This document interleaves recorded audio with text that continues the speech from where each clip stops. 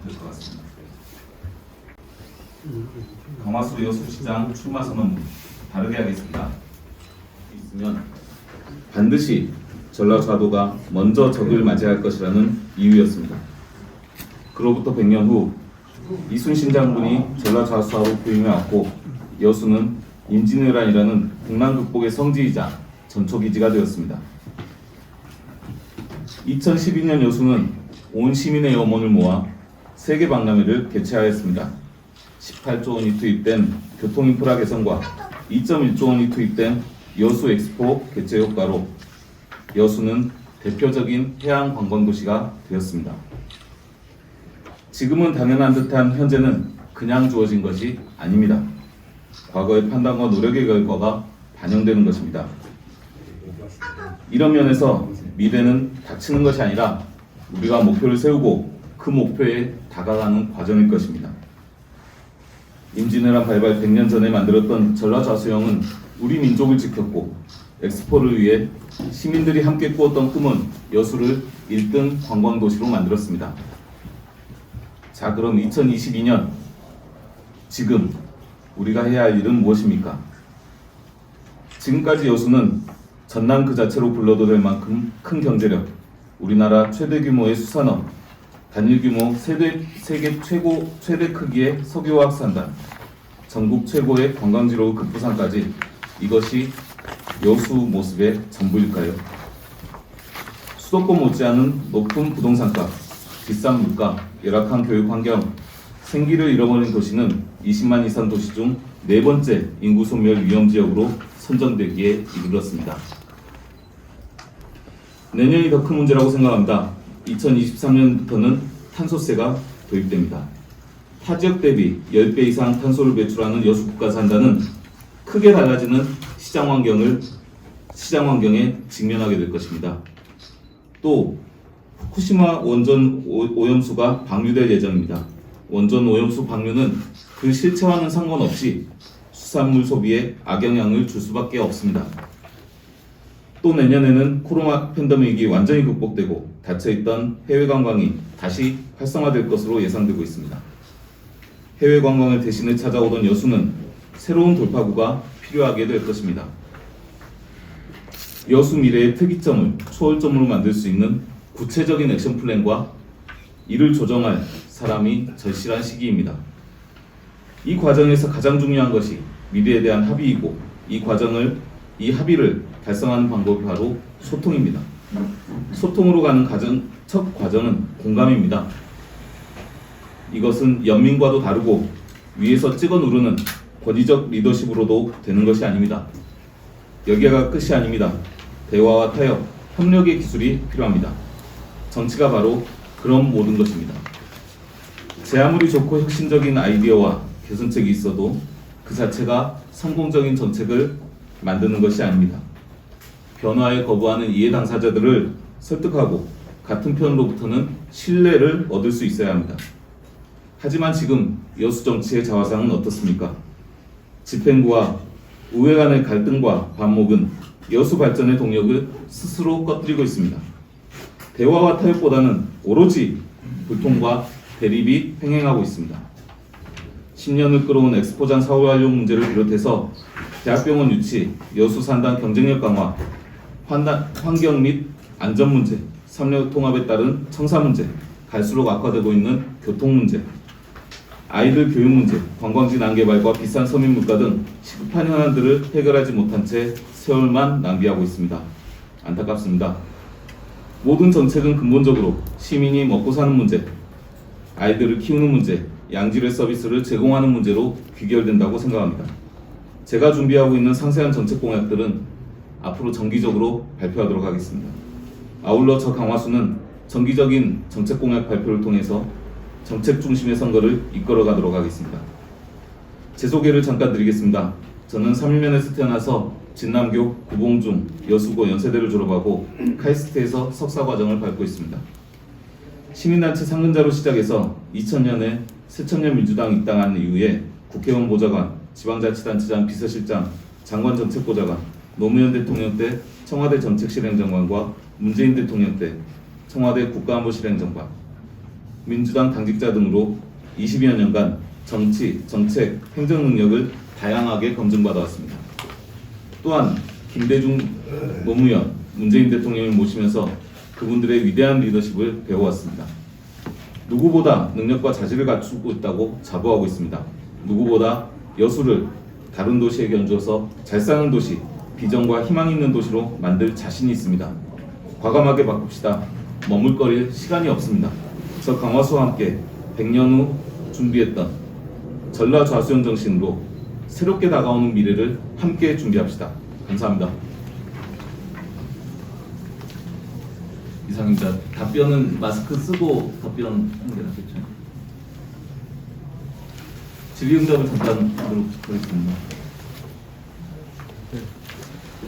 강화수 여수시장은 출마 선언에서 여수시민 한 사람으로서 여수시장을 나오실 수 있는 여러 가지 경우를 그 중에 강화수 후보님께서 선언하셨는데 제가 강화수 후보께서 두 가지 정도 여쭙겠습니다. 첫 번째는 지난 4년간 혹시 이제 그 후보님께서 여수시를 위해서 해왔던 행적 있지 않습니까? 행정이나 치적 있으신 말씀해 주시고, 현재 여수시가 가장 지금 처해 있는 그 위기들이 많은데 더불어민주당도 위기라고 말씀하셨는데 여수도 해양에 대한 생각들이 많습니다. 그 중에 지금 가장 후보님이 생각하시는 그 위기가 현재 무엇인지 말씀해 주시고 거기에 대한 대안도 같이 설명해 주십니다.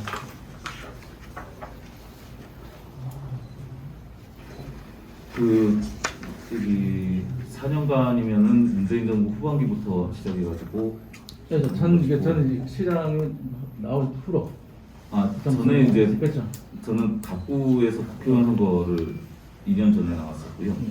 그리고 4년 전에는 시장 안 나왔어요. 예.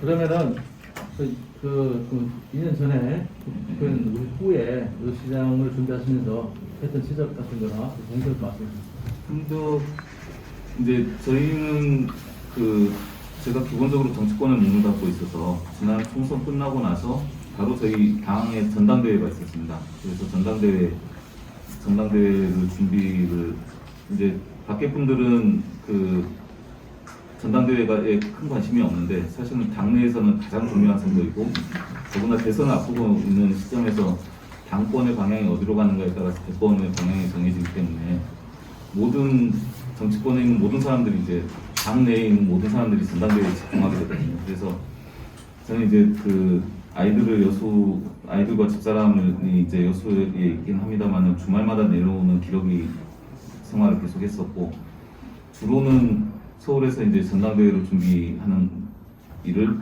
중심에 뒀었고 그 다음에 더불어민주당 우리 전당대회 끝나고 나서는 더불어민주당 민주연구원 부원장으로 맡았습니다. 민주연구원은 이제 민주당에서 좀 싱크탱크 역할을 하고 대선 공약을 발굴하고 정리를 하는 데인데 거기서 이제 또 그 부원장을 맡으면서 정책 담당이고 여론조사 담당이니까 저희 여수시에 이제 주요 공약들을 반영을 하고 또 전남에 있는 주요 그 핵심 공약들을 반영하는 그런 역할을 또 했었고요. 집에 이제 주말마다 집에 내려오고 그런 주말마다 내려와서 이제 여수에서 생활을 하긴 하는데 딱히 치적이라고 이렇게 말씀드릴 수 있는 건 없을 것 같습니다. 왜냐하면 제가 공적인 역할을 여수에서 하고 있는 것이 아니었기 때문에 잘해봐야 쓰레기 환경미화나 이런 것들 정도 도와드리고 이런 거였죠. 공적인 역할을 마치지 못해서 그랬었고 저는 여수가 다른 지역하고 다른 게 수산업 관광 그다음에 여수 산단이라고 생각을 하고 있습니다. 근데 저도 출마 선언문에 써놓긴 했습니다만 그 세 가지가 다 위기 상황이다. 수산은 후쿠시마 원전수가 방류되면서 수산업 그게 이제 1년 정도 9개월 정도면 이제 한국으로 들어오게 되는데 그럴 경우에는 우리 수산업 소비가 수산물에 대한 소비가 신뢰성을 잃어갈 우려가 있기 때문에 안 그래도 우리 여수의 GRDP 중에서 하향 곡선을 유일하게 그리고 있는 게 수산업이거든요. 그러니까 유일하게 이제 하향 곡선을 그리고 있는 수산업이 더 침체될 우려가 있다고 생각이 들고요. 여수 산단 같은 경우는 탄소세가 부과되니까 이게 예를 들어서 100원짜리가 120원이 되는 거예요. 효과를 낳게 되거든요. 그게 만약에 우리나라에서 뭐 준비가 덜 됐다고 우리나라에서 부과를 안 한다고 해서 부과가 안 되는 게 아니라 국경세 개념으로 다른 나라 넘어갈 때 또 부과가 되기 때문에 이거는 분명히 이제 시장 자체가 큰 변화를 겪게 될 것이고,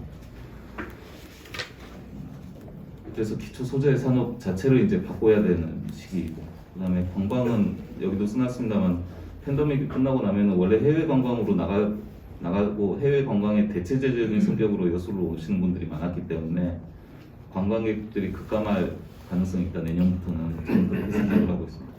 그 세 가지 모두 이제 제가 그 정책 공약을 통해서 발표는 할 겁니다. 예를 들어서 관광 자원이나 관광 패러다임을 바꿔야 되는 거고, 그 산단 같은 경우도 이제 과거에 그 정유 중심으로 해가지고 그 정유 중심의 산단에서 소재 산업으로 화학과 소재 산업으로 좀 전환을 해야 된다 이렇게 생각이 들고요. 수산업 같은 경우도 이제 그런 위기 상황이 소위 말하는 위기 상황이 벌어지면 소위 말하는 그 잡는 어업에서 기르는 어업으로 전환을 하든지, 아니면은 수산업 자체가 이제 그 뭐 6차 산업 그 산업처럼 다른 산업하고 결합시켜서 관광하고 같이 한다든지 뭐 이런 식으로 전환을 해야 될 것이라고 봅니다. 예를 들면은 부산 기장수협가 보면 멸치 잡는 거를 그 관광 산업으로 해놨습니다. 멸치 잡는 게 얼마나 힘듭니까? 잘못 그 예전에 뭐 인시민에 있으면 멸치 배 탄다 그러는데, 근데 그거를 관광 상품으로 해가지고 멸치 터는 거를 관광 상품으로 해놓은 겁니다. 그런 식으로 해서 수산업 자체를 어촌 유지 사업도 있긴 합니다만 그 수산업 자체를 다른 산업하고 결합을 시켜가지고 그 수산업을 위기를 좀 극복해야 되지 않는가라고 생각이 들고, 또 젊은 수산업 인구들도 많이 키워야 되고 뭐 이렇게 좀 생각을 하고 있습니다. 그걸 저는 이제 여수시가 당면하고 있는 3대 위기 상황으로 전개를 하고 있습니다. 그 관광도시 관련해서 한 번 더 질문 하나 보충하겠습니다. 지금 아까 뭐 위기를 수산하고 관광 판단했는데, 지금 사실 여수는 관광 도시도 아니고 또 난개발을 또 많이 또 맡고 있단 말이에요. 거기서 우리 후보자님께서 뭐 이분부터 논리로 본다 그러면 여수가 관광으로 가야 되는지 관광 도시로 가야 되는지, 아니면 또 개발을 또 막아야 되는지 자연경관에 의해서, 그다음에 또 26년에 성박람회가 있고 그러는데 이게 조금 후보자님이 아까 말씀하신 대로 패러다임을 준비한다는데 그게 정확하니 어떤 비전을 갖고 있는 거 있으면 관광에 관련해서 그걸 여기 좀 집중적으로 좀 얘기 좀 해주십시오. 관광이 뭐 그 제가 볼 때 우리나라 아니 우리 일단 그거부터 설명드려야 됩니다. 그 우리 GRDP 그러니까 지역 내 그 총생산을 보면 여수 경제는 관광 경기로 돌아가는 도시가 아닙니다. 기본적으로 산단에 의해서 돌아가는 경기거든요. 그래서 산단이 포항이고 산단이 이제 그 경제의 상승 곡선을 좀 타면 그 밑에는 자영업이나 자영업이나 숙박이나 이런 것까지 같이 올라가요. 그러니까 관광이 마치 그 숙박업을 이끌 것 같지만 사실은 그렇지 않고, 관광객보다는 산단이 경기가 좋으면 그 숙박업까지 같이 올라가는 그래프를 보이고 있거든요. 그래서 사실은 관광이 우리 여수에서 차지하는 포션 자체가 그렇게 객관적으로는 크지 않다라고 생각이 듭니다. 네. 물론 이제 관광객 오는 숫자는 그 1,300만 명이고, 그리고 한 달에 여수를 방문하는 핸드폰 숫자는 280만 개입니다. 여수에 실제로 그 이제 잠을 자고 있는 핸드폰 숫자는 18만 개고, 여수로 왔다 갔다 하는 핸드폰 숫자는 280만 개거든요. 이게 이제 기지국에서 잡히는 데이터인데, 그만큼 여수에 왔다 갔다 이렇게 하시는 분들은 많은데, 그거 자체가 막 독립적으로 산업으로서의 여수 산업으로서의 그 포션은 차지하지 않는다라고 먼저 생각이 들고, 그 다음에 그 개발 문제는 관광하고도 그 결부되어 있겠지만 사실은 미래 우리 아이들이 우리 후손들이 어떻게 할 것인가 그 문제하고도 또 결부되어 있습니다. 돌산 같은 경우는 지금 펜션이 3,000채라고 룸이 3,000개가 아니라 펜션 자체가 3,000개라고 할 정도로 완전히 난개발에, 거기서 나오는 오염수들이 이제 바다로 바로 뿌려지는 바람에 이제 뭐 불량식부터 해서 여러 가지 피해를 보고 있는 상황인데, 저는 그 만약에 개발을 하더라도 일정한 영역 내에서 이제 돌산은 이제 거의 다 여기저기 다 끝난 거 아니겠습니까? 뭐 도로도 뭐 거의 이제 확장할 수 없는 도로가 이제 감당을 못할 만큼 펜션을 많이 지어놓으셨으니까, 그러니까 그런 좀 일부 지역들에 그 좀 국한해서 진행을 해야 된다. 특히 이제 앞으로 저는 좀 보고 있는 게 화양면 쪽인데요. 화양면 같은 경우는 아직도 저기 굉장히 아름답고 관광 요소를 여러 가지 보실 수 있는 데이지만 아직 개발 안 된 데이잖아요. 이걸 막 무작정 풀어가지고 저기 관광객을 유치하는 것보다는 조금 더 질서 있게 하거나 아예 개발할 게 없으면 후손들한테 넘겨서 미래 세대들이 그걸 개발해서 감당할 수 있도록 그렇게 하는 것이 맞지 않나 이렇게 생각합니다. 관광이 여수시가 차지하는 게 1,700만 한다 하더라도 어차피 그 유입 인구수 위에서 지금 숙박이나 식당들 여러 자영업자들이 거기에 지금 팬데믹 상황 벌어지고 나서 오히려 그분들이 더 타격했단 말입니다. 그러면 이 관광 비중이 산단에서는 오히려 팬데믹 하면서 나오지는 않았어요. 더 뭐 전파 때문에. 그런데 실질적으로 관광은 어떻게 보면 뭐 우리가 일례로 요즘에 커피숍들이 생기다 보면 거기에 유입되는 인구들도 상당히 많다고 보거든요. 그러니까 뭐 물론 하양면, 돌산 이렇게 다 개발이 돼 있는데 그 어떤 아까 말씀하신 대로 후보자님이 난개발과 어떤 이 부분도 좀 논리로 관광을 잘 접목시키면 잘 될 것 같다는 생각이 좀 들어서 질문을 드렸던 겁니다. 관광 질문을 네, 우리 강화수 그 후보님께서는 그 2년 전 그 국회의원 출마 당시부터 지금 현재까지 그 여수 시민들에게 인지도가 굉장히 낮습니다. 그래서 그 지난 국회의원 출마 후 2년간 그 여수 시민들에게 내야 되는 그 존재감을 알리기 위해서 그 어떤 일을 해 오셨는지 그 말씀해 주시고, 또 두 번째는 내가 왜 그 여수시장에 그 당선이 돼야 하는지, 정치인은 다 출마하려고 당선되려고 다 출마하는 거 아니겠습니까? 그래서 왜 꼭 내가 시장이 돼야 되는지 그 당위성에 대해서 한 말씀 해주시기 바랍니다. 그 저도 이제 정치 참모를 한 23년 정도 하다 보면 이게 경선 출마하는 거하고 본선 출마하는 거하고 기본적으로 인지도 차이가 엄청납니다. 왜냐하면은 법정 홍보물이 동네 곳곳마다 뿌려지고 모든 세대에 그 법정 홍보물을 깔고 각 그 동네 골목길마다 이제 벽보를 붙이는 거하고 세대 수의 10분의 1 정도의 그 이걸 뿌리고 그러고 나서 이제 여론조사 몇 번 돌려보는 거 하고 이거하고는 이제 인지도 차이가 그 날 수밖에 없는 환경이거든요. 그래서 그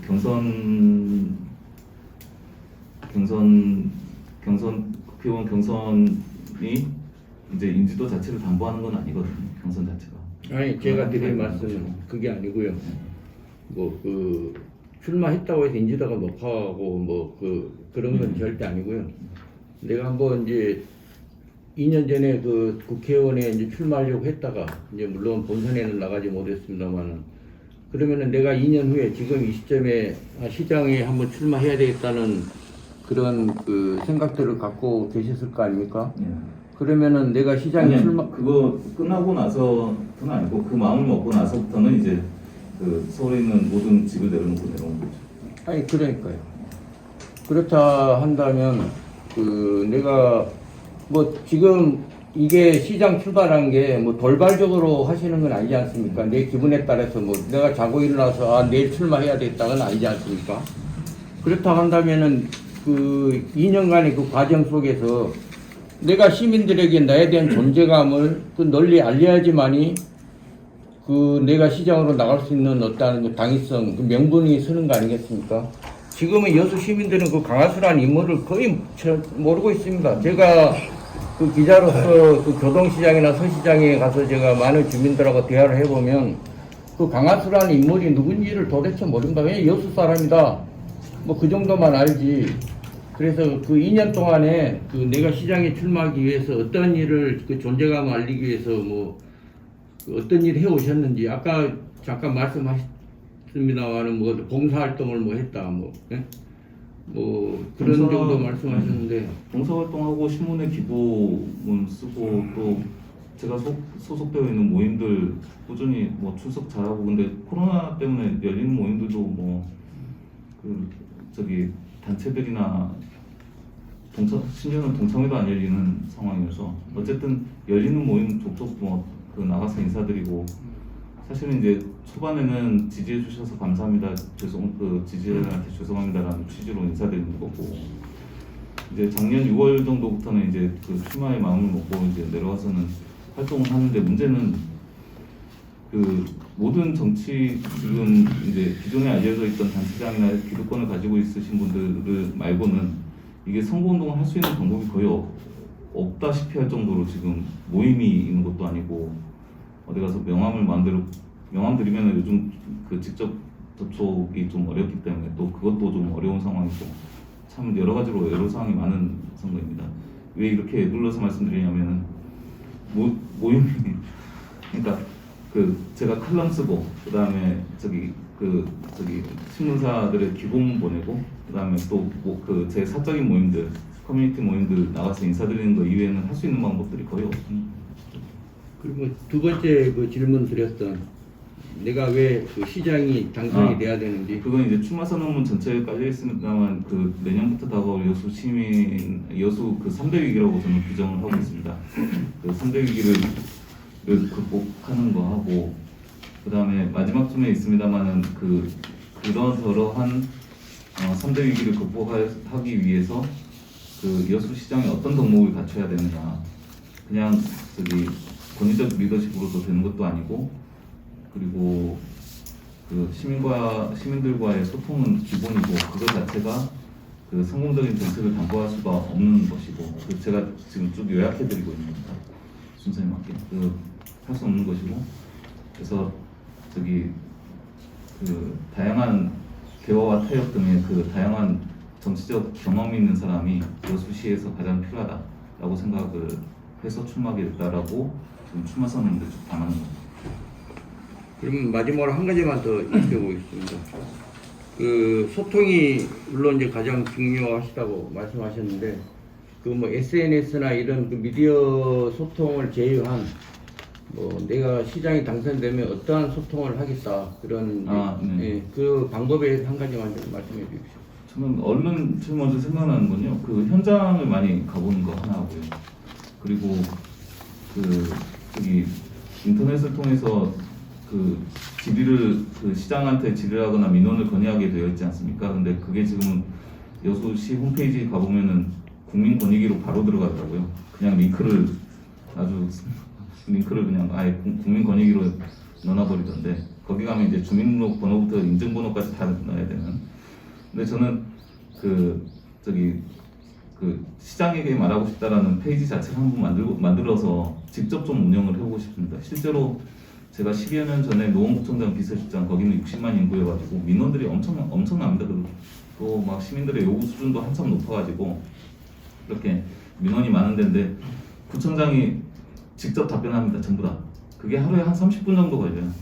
하루에 30분 걸리는데 그걸 다 일일이 답변을 하고 내용이 확인 안 된 거는 답변을 조금 미뤄놨다가 나중에 다시 하고 심지어 비서실장인 저한테도 이렇게 달게 하지 못합니다. 본인이 항상 직접 달게 하거든요. 그런 모습들이 저는 굉장히 좀 좋아 보였고 그건 진짜 적극적으로 좀 할 필요가 있다라고 생각이 듭니다. 또 사실은 이제 정치권에서 기초자치단체장을 하는 것은 기초자치단체장의 활동 자체가 또 어떻게 보면 좀 넓은 의미의 정치 활동이라고 볼 수 있거든요. 그래서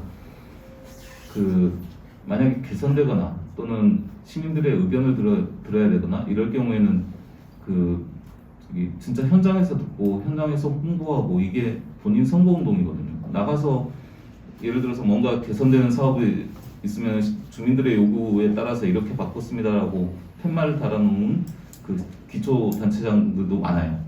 그리고 나가는 것 자체, 그러니까 현장에 나가서 현장 투어를 하는 것 자체를 캠페인으로 만들어서 주 1회씩 하고 있는 지방자치단체들도 되게 많거든요. 그러니까 그런 것처럼 저도 마찬가지로 그런 현장 중심의 행정 그리고 직접 소통 그걸 좀 중요시하면서 시정을 하고 싶습니다.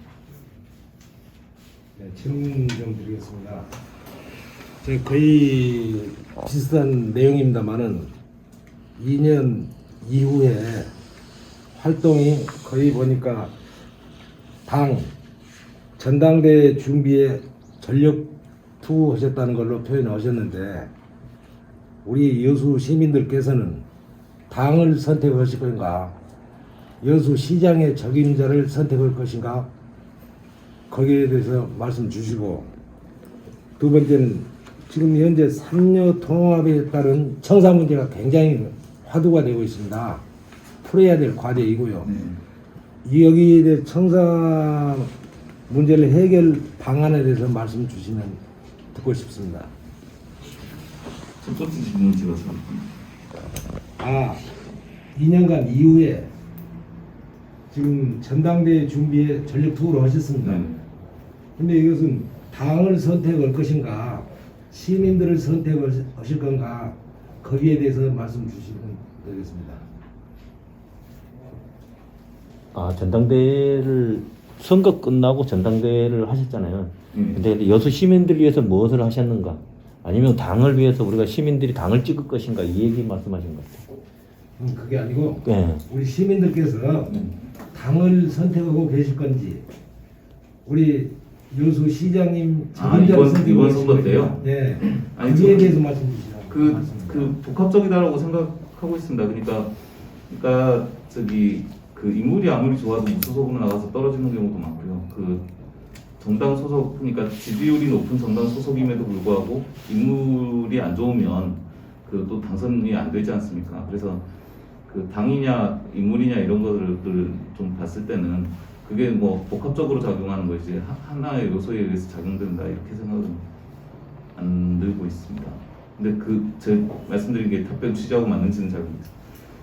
그 다음에 저기 그 두 번째 말씀, 그 청사 문제 관련해서 말씀드리면, 그 정치가 많은 그 조정하는 역할을 하고 많은 저기 긍정적인 역할을 하고는 있지만은 정치적으로 푼다는 게 다 좋은 일은 아닙니다. 예를 들어서 예전에 우리 조선시대 때 사화가 일어나면 그 저기 왕의 어머니 그 대왕 대비가 이제 죽었는데 대왕 대비를 3년상을 치를지 5년상을 치를지 가지고 각 당파에서 싸우다가 한 1000명씩의 신하들을 다 죽이거나 이런 사화로 비화되는 경우도 많거든요. 그러니까 꼭 정치적으로 대립한다는 게, 정치적인 대립이 문제 해결을 하는 그 긍정적인 역할을 할 경우도 많습니다.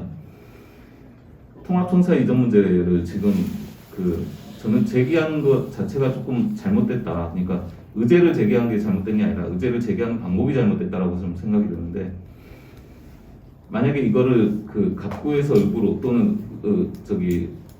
갑구에 가지고 있는 자원을 을구로 옮긴다라고 사람들이 인식을 하게 되면 그것에 중심을 두게 되면 이쪽은 반대하고 당연히 이쪽은 찬성할 거 아닙니까? 사실은 갑구 쪽으로 가면은 을구에서 사시는 분들이 갑구에서 장사하시는 분들도 많고 그 을구에서 장사하시면서 갑구에 사시는 분들도 많거든요. 여수가 예전에는 이제 삼일면 이렇게 해서 뭐 사투리도 다르고 여러 가지 이제 생활 문화나 학교 출신이나 뭐 중고등학교도 자체도 이제 다른 경우도 많았지만 사실 요즘 와서는 여수나 여천이나 큰 의미가 없지 않습니까? 서로 다 섞여 살고 여천에 사시는 분들 중에 대부분은 또 갑구에서 예전에 부여 도심에서 사셨던 분들도 많고, 근데 그렇게 하는데 이걸 제기하는 순간 갑이냐 을이냐 문제를 제기하는 순간 이게 통합청사를 이전함으로써 생기는 효율성이나 편익의 문제보다는 오히려 이제 갑이냐 을이냐 자존심 싸움으로 가버리는 경우가 크고, 또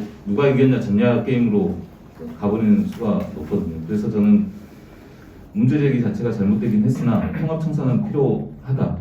다만 지금 추진할 일은 아니다. 그리고 저는 그 통합청사를 만약에 추진할 경우에는 그렇게 해서 이제 시민들의 합의가 어느 정도 되고 또 그 보상 원리에 의해서 상응하는 이전 대상이 되는 지역에 상응하는 그 공적인 지원책이 정리가 되고 나면 이제 이쪽 그 통합청사를 짓는 것으로 오는데, 저는 위치 자체는 이제 예전에 검토했었던 용기공원 쪽에 그 흑산을 좀 밀고 거기에 통합청사를 좀 마련하고 이쪽은 이제 시민 편의 공간, 현재 있는 청사들은 시민 편의 공간으로 하는 게 좋겠다라고 생각이 드는데 지금 단계로는 못하는 겁니다. 지금 하면은 싸움만 내년에 4년 내내 싸우게 될 겁니다. 이걸. 그래서 다른 작업 그 중간에 끼는 다른 좀 조정 작업들이 필요할 것이다 이렇게 생각하고 있습니다. 다음 질문. 연습과정 사후 활용 문제하고요. 그다음에 대학병원 유치 문제가 좀 지역사회에서 좀 이견이 좀 있습니다. 그 부분에 대해서 후보님의 생각을 좀 명확하게 말씀해 주시고요. 뒤에 보면 그 높은 부동산가, 그다음 비싼 물가, 열악한 교육 여건, 그다음에 뭐 인구 소멸 위험 지역, 이게 어떻게 보면 뭐 오랫동안 진행 이렇게 서서히 진행된 문제인데, 어차피 시장 후보로 나오셨으니까 역대 시장님, 그러니까 이제 2012년 박나배를 기점으로 해서 이게 좀 시작된 것들이 많은데, 역대 시장님들 김승석 시장이나 조천현 시장님, 그다음에 거봉시 현 시장님 등 어떤 책임이 후보님께서는 누가 가장 책임이 크다고 생각하십니까? 이게 뭐 특정 시장이 아니라 정치권이 됐든 경제가 됐든 어느 게 가장 책임이 크다고 생각하십니까? 그 두 가지만 좀 말씀해 주세요. 아까 엑스포장하고 좀 대학병원. 대학병원. 이게 시라는 게 이제 시정을 운영하다 보면은 시정 운영 자체도 정치의 종이기도 하지만은 그 상위 개념으로서의 국회나 이제 국내 입법 영역이 있지 않습니까? 엑스포장 같은 경우는 지금 입법이 지금 법사위에서 이제 자꾸 심사소위 쪽으로 넘어가가지고 그 광양수산 항만공사 쪽으로 항만공사 법을 개정해가지고 하는 걸로 지금 추진 중이어서 그걸 답변 드리긴 그 입법이 통과할 것 같냐 아니면 아닐 것 같냐 이거는 솔직히 잘 모르겠습니다. 이제 제 느낌상으로는 있는데 그걸 여기서 말씀드리는 적합하지 않은 것 같고. 이건 문제 아니고요. 예. 지금 그리고 이제 저는 그 엑스포장 자체를 우리나라에서 이제 우리 지역에서 관광을 선도할 수 있는 그런 시설들이 좀 들어왔으면 좋겠다라고 생각을 하고 있습니다. 더구나 그 공간은 저는 기본적으로는 그 공간을 다른 지역으로 넘기거나 또는 그 380억 되는 그 이자비 때문에 그 다른 것으로 넘기는 것은 그럴 필요가 없어 보인다. 저는 기본적으로는 그렇게 생각이 들고, 그다음에 한류 센터를 공약을 하셨잖아요. 저는 지금까지 나온 안 중에서 가장 현실적인 안이다라고 생각을 하고 있습니다. 그리고 이제 대학병원 문제는 대학병원은 지금 그 서남대 의대가 문을 닫으면서 대학병원 TO가 남는 거거든요. 그리고 그게 하나 있고, 그다음에 문재인 정부 최근 들어와서 이제 문재인 정부 말기에 그 의대 정원을 4,000명 늘리겠다라고 해놨습니다. 그래서 기존에 있는 의대 정원도 늘리고 새로운 의과대학도 이제 신설하게 되는 거죠. 근데 이제 그 두 번째 안을 발표했을 때 의사들이 파업이 나가지고 코로나 정부 때문에 일단은 싸우지 말고 코로나 정부 끝나고 나서 다시 논의하자로 이제 유예를 해놓은 상태고, 그거 아니더라도 지금 서남대 의대 TO가 남아있는 상황입니다.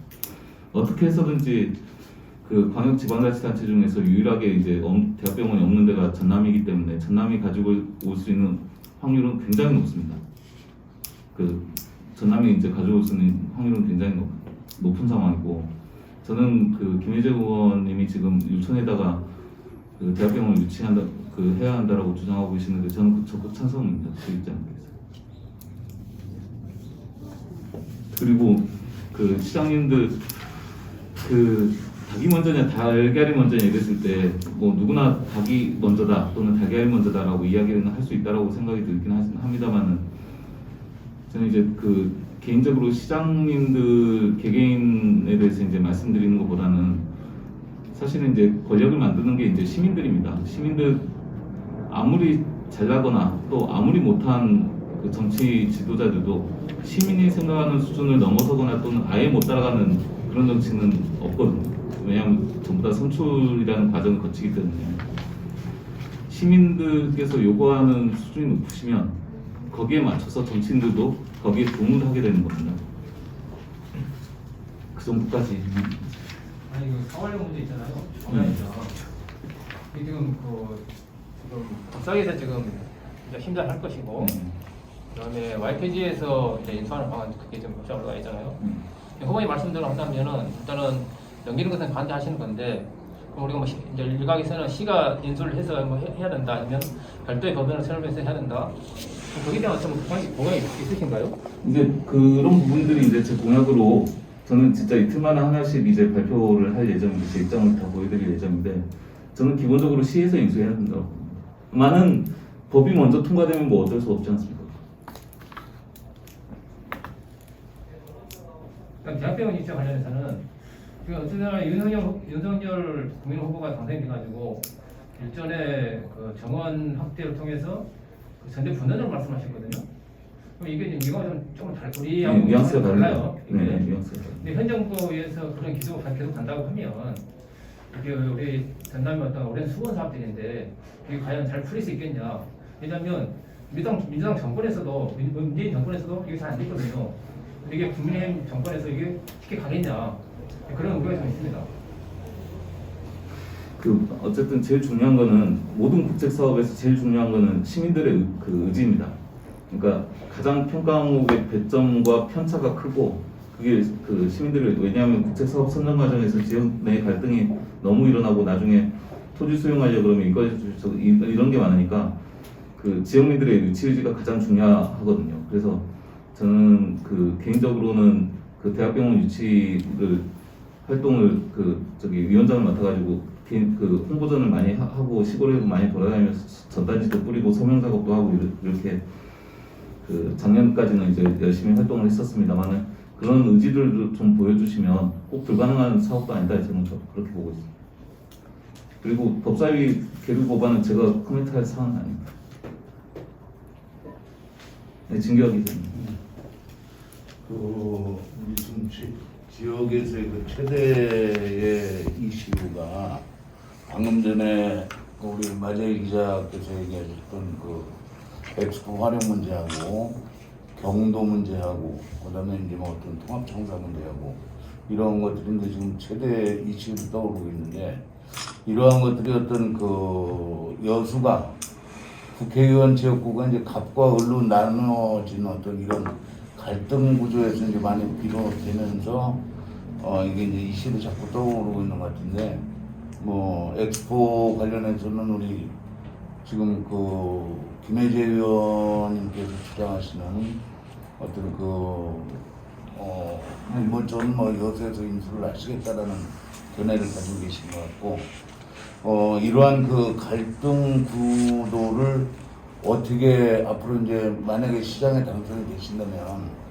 그러한 갈등을 어떻게 풀어나가실 건지 그 견해를 좀 밝혀 주시고 그리고 이제 또 한 가지는 경도 개발 문제에 대한 어떤 우리 지금 후보님께서 가지고 계신 견해 이거를 좀 말씀해 주셨으면 좋겠습니다. 근데 오늘 질문들이 진짜 다 어려운 것 같아요. 갈등 두 분이 아니고 이게 그러니까 기본적으로는 저기 이재명 대통령도 말씀하시고 여러 하여튼 그 가지고 있는 자원이 작으면 그 작은 자원 때문에 그 약탈적으로 싸우는 경우가 굉장히 많습니다. 오히려 좀 저기 표현이 좀 외람될지 모르지만은 집에 이제 돈도 많고 이러면 형제간에 싸울 일도 없는데 집에 이제 꼴랑 뭐 집 한 채 있으면 이제 형제간에 막 분쟁이 세게 일어나듯이 이게 여수가 가지고 있는 자원이 지금 늘어나지 않고 오히려 다른 데에 비해서 상대적으로 작아지고 있으니까 이 없는 자원, 그 별로 크지도 않은 자원 가지고 그 굉장히 좀 저기 그 안 그래도 그 갈등 요소가 큰데 가불로 나눠져 가지고 그 갈등 요소가 더 키우는 작용을 하게 되는 것 같더라고요. 근데 그걸 어떻게 조정하느냐, 저는 그거보다는 일단은 지금 원래 제도권에서 가지고 있는, 그러니까 법으로 하게 돼 있고 총리 훈령으로 다 하게 되어 있는 기본적인 것부터 해야 된다, 저는 그렇게 생각이 듭니다. 예를 들어서 우리 당원 당규에도 규정이 되어 있고요, 공총리 훈령에도 규정되어 있는데 당정협의를 원래는 하게 되어 있습니다. 그리고 당정협의 불응자는 아무튼 뭐 여러 가지 처벌 조항도 셉니다. 이게. 근데 저는 당정협의를 하는 걸 못 봤어요, 아직까지. 정상적인 당정협의를 하는 것도 못 봤고, 저는 기초자치단체장 비서실장 할 때 매월 당정협의를 하고 심지어는 당정협의뿐만 아니라 거기는 반수가 이제 한나라당이니까 한나라당 의원들까지도 최소한 분기별로 한 번 만나가지고 단체장이 그 본인들 사업을 설득하고 그다음에 그 당에 있는 주요한 정책들을 듣고 반영을 하는 절차를 항상 가졌었거든요. 매월 당연히 소속 의원들, 그러니까 우리 당 민주당 소속 의원들하고 그 회의하고 오찬하고 이거는 기본이고 당정협의 그 별건으로 또 진행하고 그러고 나서 야당조차도 야당 의원들하고도 저기 분기별로 한 번은 반드시 해서 의견 수렴하고 저는 그런 소통 과정이 좀 전제가 되면 있으면 그 좀 갈등 관계들이 해소될 수 있다라고 생각이 들고 그거는 총리 훈령이나 우리 당 당헌당 규상으로 원래 하게 되어 있는 다 작업들입니다. 모든 지자체가 다 그 작업을 해요. 안 할 수가 없잖아요. 국회의원이 부르는데 안 할 수가 없고 그렇게 모여서 이야기를 하다 보면 예를 들어서 한쪽에만 이익이 되고 한쪽에는 손해를 본다도 그러면은 같은 당 의원들 더구나 같은 당 아닙니까? 같은 당 의원들끼리 또 소통을 통해 가지고 이야기를 하는 과정에서 아니 너네 이번에 저기를 했으면 예를 들어서 우리 공천 과정 같으면 너네가 그 단체장이 됐으면 비례는 이런 말은 좀 그런가. 아무튼 근데 그런 협상들이 가능하거든요. 가지고 있는 데와 혜택 보는 데와 피해를 보는 데끼리 이제 이런 대화들이 가능한데 근데 그 채널 자체가 이제 여수는 안 가지고 있다 이런 게 좀 문제라고 생각해요. 경도 문제, 경도 문제는 솔직히 좀 그 이제 파악을 하고 파악을 해도 참 쉽지 않은 문제다 이렇게 생각이 들었습니다. 그에 대한 코멘트는 제가 조금 더 연구를 해서 말씀드리겠습니다. 제 의견은 있습니다만은 여기서 밝혀드리기엔 좀 어려운 것 같습니다. 근데 기본적으로는 이제 미래세 측에서도 그 저기 꼭 이렇게 시장이나 아니면 권력을 가진 사람들한테 뭔가 하시는 것보다 좀 시민들은 기본적으로 시민들이 동의를 하게 되면 정치인들이 어쩔 수 없이 따라가게 되거든요. 근데 그런 작업들을 좀 그 선행해 주셔야 되는 거 아닌가 이런 생각을 좀 최근 경과를 보면서 하고 있습니다. 그런 동의 작업이 좀 부족하다. 마지막 하나만 받고 원래는 식사를 해야 됩니다만 이게 뭐 또 선거법 등등 있어요. 없습니다. 네. 감사합니다. 감사합니다. 왜 이렇게 어려운 걸